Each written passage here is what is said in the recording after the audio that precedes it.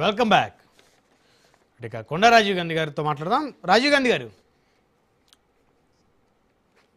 Sir చెప్పండి sir. ఇప్పుడు రాకేష్ గారు, డూండి రాకేష్ గారు అనేకమైనటువంటి అంశాలు ప్రస్తావించారు. కష్టపడింది చంద్రబాబు నాయుడు గారు వారి హయాంలోనే. సో తొలుత విమానయాన శాఖ మంత్రిగా ఉన్నటువంటి అశోక్ గజపతిరాజు గారు చెప్పండి. వన్ బై వన్ వస్తాను. ఒకటి ముందుగా మేము విమానాశ్రయం రావడానికి వైఎస్ఆర్ కాంగ్రెస్ పార్టీ స్వాగతించట్లేదు, జీర్ణించుకోలేకపోతున్నారు, ఇవన్నీ మాట్లాడారు కదా. అది ఆయన రాజకీయ ఉద్దేశంతో మాట్లాడితే మాట్లాడొచ్చు. ఈ ప్రాంత వాసులుగా గానీ వైఎస్ఆర్ కాంగ్రెస్ పార్టీగా గానీ మేము ఖచ్చితంగా భోగాపురం ఎయిర్పోర్ట్ రావడానికి స్వాగతిస్తున్నాం. దాన్ని ప్రధానమంత్రి గారి చేతుల మీదుగా ప్రారంభించడానికి కూడా మేము హర్షిస్తున్నాం, అందులో అనుమానం ఏం లేదు. కాకపోతే దాన్ని కూడా రాజకీయంగా ప్రచార యావ కొద్దీ వాడుకుంటూ అంతా నేనే ఆహో ఓహో అని హంగు ఆర్భాటం హడావిడి ప్రచారం ఎక్కువైపోతుంటే, బాబు మీరు కాదయ్యా చేసింది ఈయన, చేసినోడు బాగానే ఉన్నాడు, చేయలేని మాత్రం గొప్పలు తెప్పలు ఎక్కువ చెప్పుకుంటున్నారు, డబ్బులు ఎక్కువ కొట్టుకుంటున్నారు, తగ్గించండి అని చెప్పి తోటి రాజకీయ పార్టీగా ఎటో పలికని చెప్తే మేమే భోగాపురం ఎయిర్పోర్ట్ కి ఇప్పుడు ప్రారంభాన్ని మేమే వ్యతిరేకించట్లేదు. రెండు డూండి రాకేష్ గారు ఇందాక మాట్లాడుతూ కొన్ని డీటెయిల్స్ విత్ డేట్స్ చెప్పారు. జనరల్ గా సరే వారు అధికారులు ఉన్నారు, వారికి అత్యంత ఇన్ఫర్మేషన్ ఉంటుంది, అథెంటికేషన్ ఉంటుంది, వారు ఏదైనా చెప్తే నిజం అవ్వచ్చు, ఉద్దేశపూర్వకంగా అబద్ధం అన్న చెప్పొచ్చు. బట్ ఏదైనప్పటికీ నేను ఒకటే అడుగుతున్నా, మీరు అన్ని డేట్లు చెప్పారు కదా, భోగాపురం ఎయిర్పోర్ట్ ఎవరు కడుతున్నారు? జిఎంఆర్ వాళ్ళు కడతారు. ప్రభుత్వం తాలూకా పార్టీ ఏంటి? ల్యాండ్ క్లియరెన్స్ చేసి జిఎంఆర్కి ఇవ్వడం, జిఎంఆర్ ఆ ల్యాండ్ కొదవ పెట్టుకుని డబ్బులు తెచ్చి కట్టడం. నేను పండితులకైనా పామర్లకైనా అర్థమయ్యే చాలా చక్కనైనా సింపుల్ భాషలో అడుగుతున్నా. అయినప్పుడు అసలు మీ తాలూకా ఎయిర్పోర్ట్ డెవలప్మెంట్ కార్పొరేషన్ కి జిఎంఆర్ సంస్థకి ఎయిర్పోర్ట్ కట్టడానికి ఒక అగ్రిమెంట్ అవుతుంది. ఆ అగ్రిమెంట్ ఏ డేట్ నేను చెప్పమనండి సార్.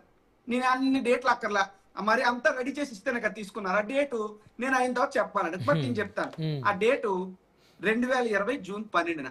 అంటే 2020 జూన్ 12న ఎయిర్పోర్ట్ డెవలప్మెంట్ కార్పొరేషన్ జిఎంఆర్ సంస్థకి అధికారికంగా అగ్రిమెంట్ అయింది.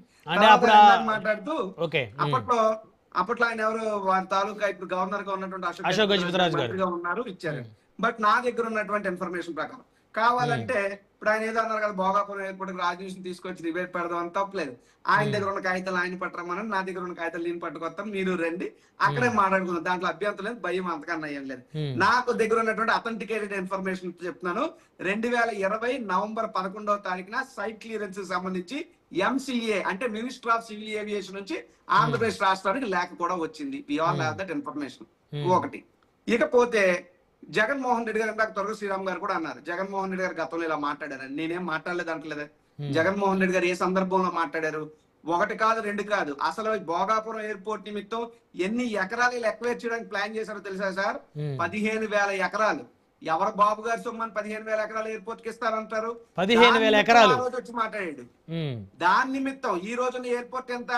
2,700 ఎకరాలు. ఇప్పుడు హైదరాబాద్ లో ఉన్నటువంటి రాజీవ్ గాంధీ ఇంటర్నేషనల్ ఎయిర్పోర్ట్ సైతం కూడా 5,500 ఎకరాలు. అవును, మరి 15,000 ఎకరాలు అడిగితే ఎవరు బాబు గారు సొమ్ము ఇచ్చేస్తారు? అందుకే ప్రశ్న ఉద్యమం చేశారు, అందుకే జగన్మోహన్ రెడ్డి గారు వచ్చి మాట్లాడారు. సరే, నిజంగా జగన్మోహన్ రెడ్డి గారు అప్పట్లో మాట్లాడారు, ఇప్పుడు ఇలా స్వాగతిస్తున్నది ఇదేమని అంటే నేను చెప్తా, చంద్రబాబు నాయుడు గారికి చర్చ కూడా ఉంది కదా, గూగుల్ ఎట్టా కొడితే అట్టా వచ్చేస్తుంది. ఇదే ORR హైదరాబాద్ ఔటర్ రింగ్ రోడ్డుకి సంబంధించి ఆనాడు రాజశేఖర రెడ్డి గారు ముఖ్యమంత్రిగా, రెవెన్యూ శాఖ మంత్రిగా ధర్మాన ప్రసాదరావు గారు అసెంబ్లీలో ప్రతిపాదించినప్పుడు ఆన్ ద అసెంబ్లీ రికార్డ్స్ ఇదే చంద్రబాబు నాయుడు గారు ORR దండగా మీరు డబ్బులు వేస్ట్ చేస్తున్నారు, జనాల దగ్గర భూములు లాక్కుంటున్నారని మాట్లాడితే 1-2 గంటల పాటు వివరణ ఇచ్చినటువంటి అప్పటి రెవెన్యూ శాఖ మంత్రి ఇప్పటికీ బతికే ఉన్నాడు. ఉదయాన్నే ప్రెస్ మీట్ లో కూడా ఈయన మాటలు చెప్పాడు. చరిత్రలు ఎవరు మర్చిపోరు కదా. భక్తి టీవీ అని చెప్పి రాజశేఖర రెడ్డి గారు పెడతాను టీడీకి సంబంధించి అంటే, ఎందుకు స్వామివారి డబ్బులు వేస్ట్ చేస్తున్నారు, ఏ ఛానల్ అంటే ఒక అరగంట స్వామివారి గురించి ప్రచారం చేయదు, భక్తి టీవీ అక్కర్లేదు టీడీకి అని చెప్పిన మహానుభావుడు ఈ రోజు వెంకన్న స్వామి దగ్గరికి వెళ్ళి పొలిదండాలు ఎట్టేసి భక్తి ప్రదర్శిస్తాడు. కాబట్టి మీరు గులిమెంత గంజ సామెతలాగా ఇదిగో అంటే మీకు ఎన్నో 4-5 వస్తాయి బయటికి. ఎందుకు మమ్మల్ని మాట అనడం వేళ 10 మాటలు కాయడం వేళ? మీరు పొందాగా వ్యవహరించండి. ప్రభుత్వంలో ఉన్నారు కదా. ఎస్, జగన్మోహన్ రెడ్డి గారు చేశారు, మేము అనుకున్నాం, మేము ప్రతిపాదించాం, కానీ మా సమయంలో ఆపలేదు. జగన్మోహన్ రెడ్డి కష్టపడ్డాడు, తెచ్చాడు, ఈ రోజు మాకు అవకాశం వచ్చింది, మేము చేస్తున్నాం, మీరు ఉన్నతంగా చెప్పుకోండి.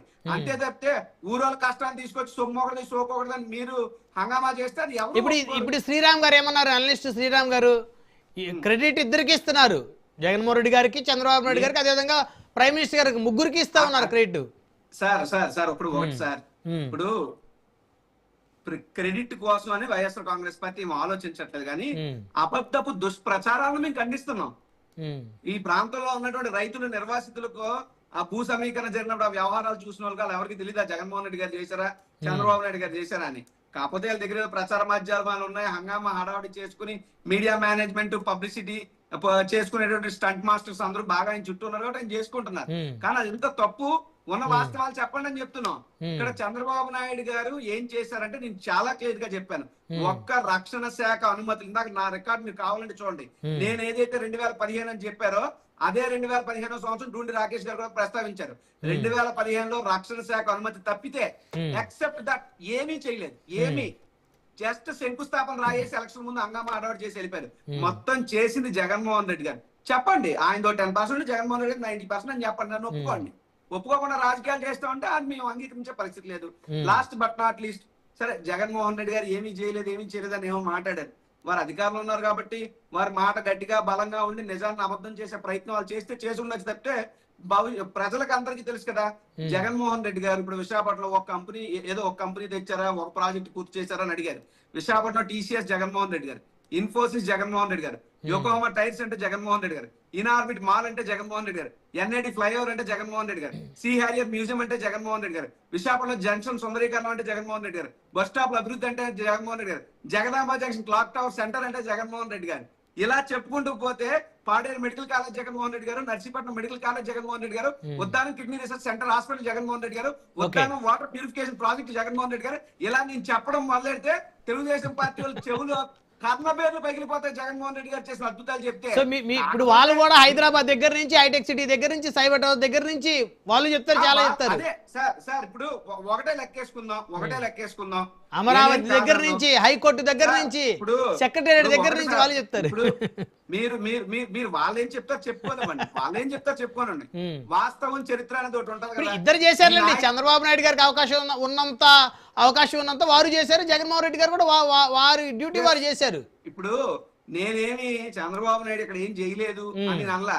ఎవరన్నారు? గతంలో కేసీఆర్ గారు అన్నారు. మాట్లాడితే హైదరాబాద్ సృష్టికర్త నేనని చెప్పుకున్నాడు ఎవరు లేడు, మహానుభావుడు.